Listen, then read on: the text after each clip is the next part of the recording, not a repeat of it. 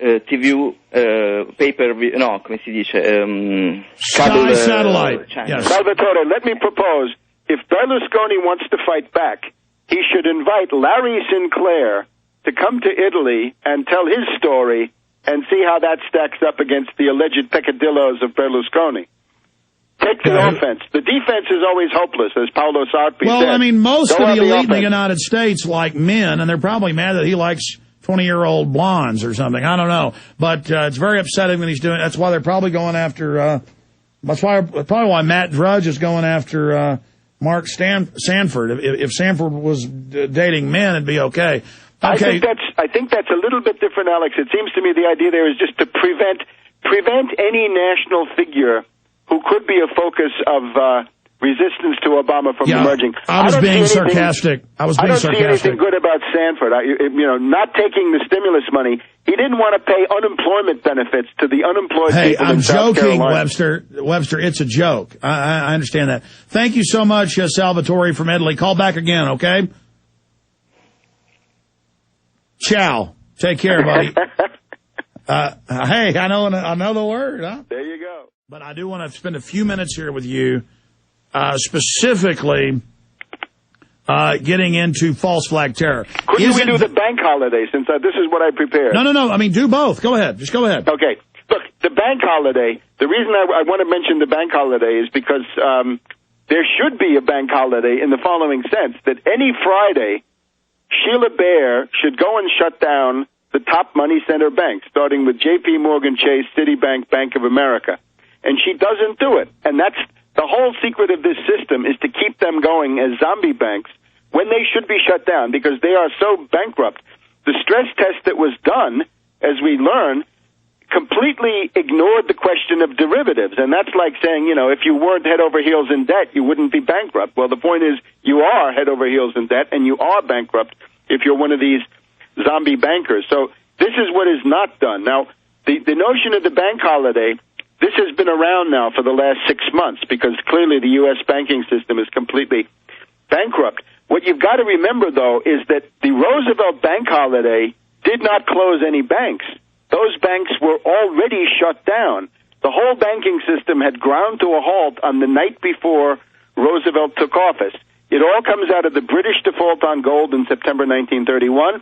You then had 2,300 U.S. banks blow up, go bankrupt during 1931, and then you had this rolling regional crisis. It goes to Chicago in the summer of 1932, then to Nevada, then to Louisiana, then to Michigan, and then finally New York shuts down on the last day of Hoover, and then Illinois shuts down. So by the time do you think we're going to see that here?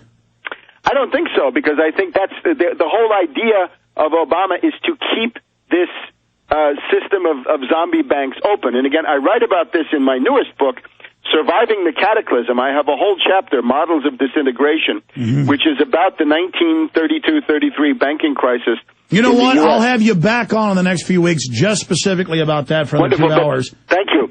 And we're almost out of time, but I do want to briefly get you to give us your... One last thing, though, is what's coming is a dollar crisis. In other words, the reason the U.S. embassies are selling dollars is there's going to be a dollar panic. There's going to be a rush to the exit sometime soon. Everybody tries to dump dollars.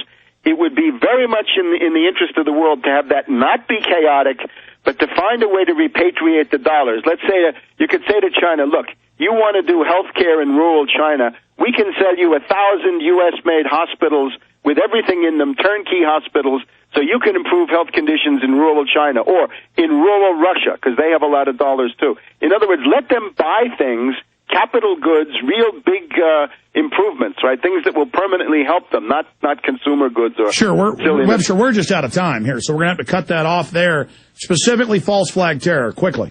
Well, it could be anything, right? We look at the pattern inside this country. We had Cho at Virginia Tech in the spring of 2007, so you can have college students as terrorists. You've had a whole bunch of Columbine-type events. They've been going on in the background. And now more recently you've had this Van Brun, right, the guy at the Holocaust Museum here in the United States, and they attack him as being a 9/11 a truther and a birther, somebody who who's interested in the question of Obama's birth certificate, sort of the stuff that Phil Berg has been looking into in his law cases. So that looks staged to me. Oh, these are all patsies. Every one of them is a patsy. That goes without saying.